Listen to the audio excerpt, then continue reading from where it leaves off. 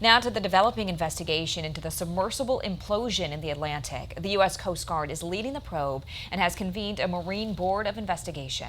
This as the wife and mother of two of the victims spoke out for the first time. ABC's Rena Roy has you covered.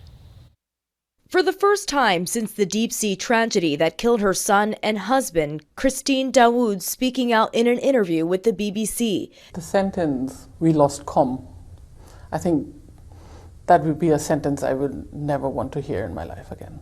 Shahzada Dawood and his 19-year-old son, Suleiman, were among the 5 who were killed when the Titan submersible imploded in the Atlantic Ocean last week during a mission to observe the Titanic shipwreck. This comes as the U.S. Coast Guard convenes a Marine Board of Investigation trying to determine exactly what happened.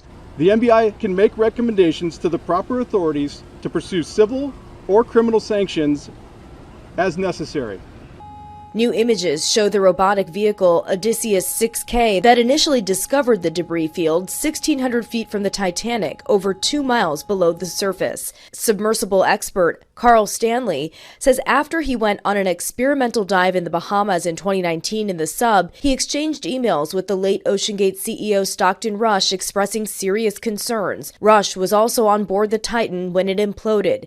I had very serious concerns. His entire system was not dialed in enough to the point where he should be offering trips to the public. In one email, Stanley saying cracking noises sounded like a flaw defect in one area being acted on by the tremendous pressures and being crushed, damaged.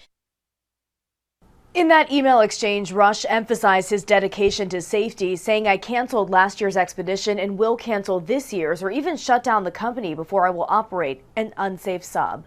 Rena Roy, ABC News, New York.